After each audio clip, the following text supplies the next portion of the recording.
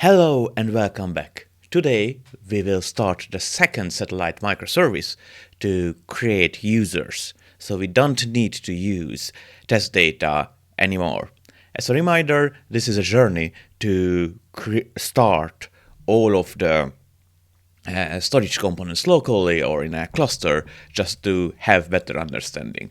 And what we had so far is just the satellite API, even without the storage node, because the small files stored in the Cockroach DB, it was possible to upload and download files. And it's supposed to, but until now, we use test data. So we just, with some magic, what we discussed in the last video, we created access grant to access the service. And today we will start this satellite admin, which is supposed to be a easier job because this is just a REST service in front of the database. So let's do it. This is what we had from last time. I switched to use supervisor D just because it's way more easier, but under the hood it's still just commands, nothing more. So this is starting Cockroach. This is the satellite run, the satellite API run. We use release defaults because we would like to make it more realistic. Identity directory, where we discuss the what is there, the TLS certificates. And this is what we use. This is the magic which created the test data. So I will just delete the test data from here. Migration full means that everything, all the scheme, all the versions will be applied.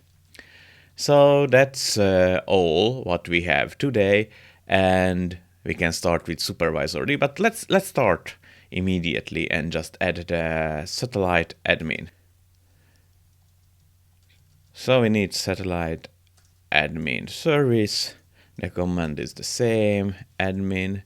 We don't really need the migration because the API is supposed to create one. If the scheme is not there, then it will be restarted because we are just restarting it all the time. So that should be fine. We need a configuration directory.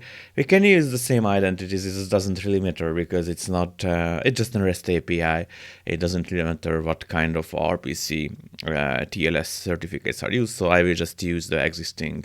After all, this is just another microservice of the same service group for the satellites. So we need satellite satellite admin and -p. And as usual, we would like to use just the very minimum set of configuration. So what do we need? Well, it's a REST API for the database, so we need all the database settings exactly the same what we already set for the satellite API. We have two databases, one for all the low-level block-level data, another for the metadata. We have a Redis for accounting, and we need to set the HTTP port. There is a default, but it's easier if we set, because in that case it's easier to find it. Where is it? And the other thing is that by default, these REST API requires an authentication, which is just a token. So I'm just generating a token, and I say console auth token, and let's choose one, which looks good. Okay. Now we can start it, I think, if there is no other problem. So let's start this one. Supervisor D, which just starts all these commands. And actually I also configured a web service. So what we see here is the services which are running. For the satellite admin, we need the satellite API first, which will start to migrate the database. So first of all, we need to connect to the database. When the database is available, all the scheme will be created. Probably we can make it faster with just restarting because the database was not available at the time when the satellite API started to run. Yeah, now it's migrating all the tables. More tables, scheme changes from the beginning of the history. So eventually it will be started. And after that, we will have the satellite API, a satellite admin as well. Still migrating. And finally, it started. So I have the node ID. It's, collecting all the telemetry and so on. So it's starting. So I think that, yes, the admin is also started. And because we configured the admin port, we know that where is it? And here we are. The only thing what we need is the token what we configured. So let's go to here because I don't really remember what was the token. And with this token, we can just try to do a few things like getting the user.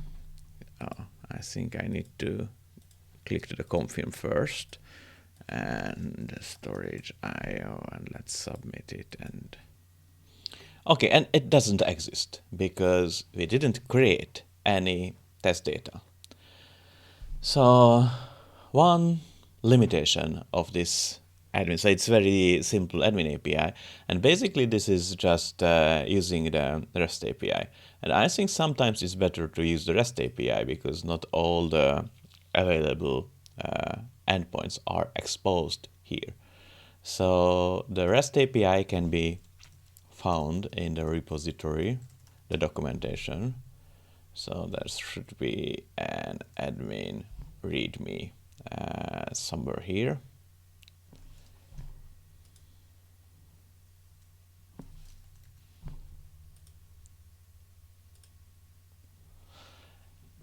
And these are the endpoints which are available. So we need 3 calls. First, we should create a new user for us. Second, we need a new project for us. And after that, we can create the API key, which will be used to access the service and create buckets and upload, download small files. So let's do it from the command line. So we can call the API users, and we need, okay, let's try to get the user, and we need this authorization header. It's a pure authorization header, so the only thing what we need to do is just add it to the header, and we have the same response. So let's do a post, which requires a JSON payload. I think I don't need this one, but I can say email test storage IO full name, it's me, and I think I also need a password. And yes, I have the user, and this is the ID. This is important because this is required for creating the projects, and there are a few other metadata. So let's do the next call. So HTTP,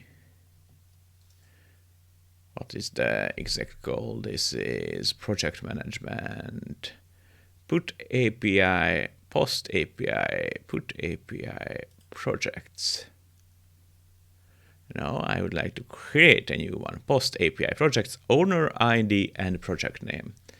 So API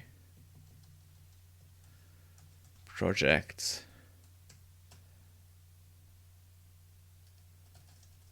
owner ID, or actually the owner ID should be here, and name equals test, and this should be projects. Project name is not set. Probably it's project name.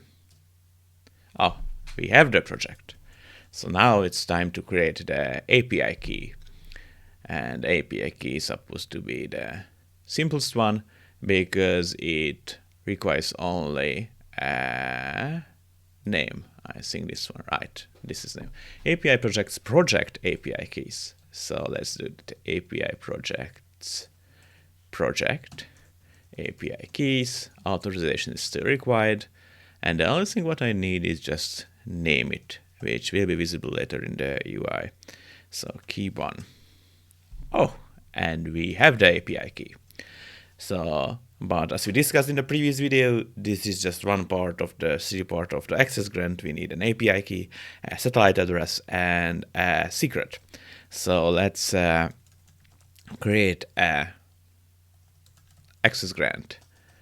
And here you can see that the API key is here. So we definitely need it.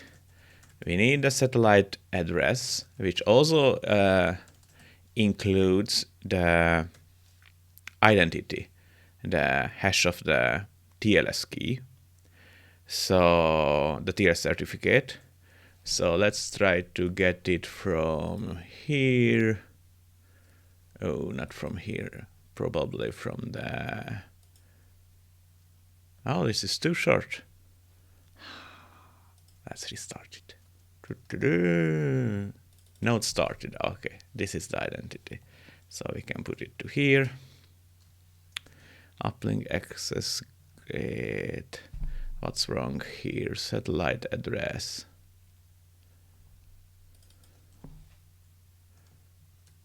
Probably 1D here. And so yes. Okay, we definitely need encryption even for the path, which means that it couldn't be sorted, but I'm fine with that. I need a password, which will be used to encrypt all of the data. And finally, we have the uplink access grant. So we can set it. Oh, and it works. So I can just create the first bucket. And if I create a small enough file which fits in the database. Ooh, probably somebody created a similar file.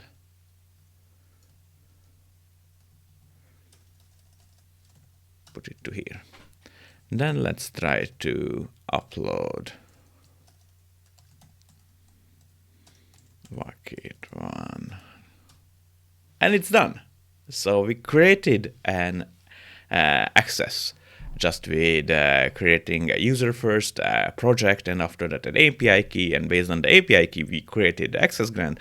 And finally, we can upload, even if we didn't use any test data. So this is a fully empty database, just the scheme generated. The only problem is that still it's a toy cluster, right? Because we couldn't upload real data. So in the next time, we will create storage nodes. But before we create the storage nodes, we need to understand the Reed-Solomon parameters. So that's what we should discuss next time. See you there.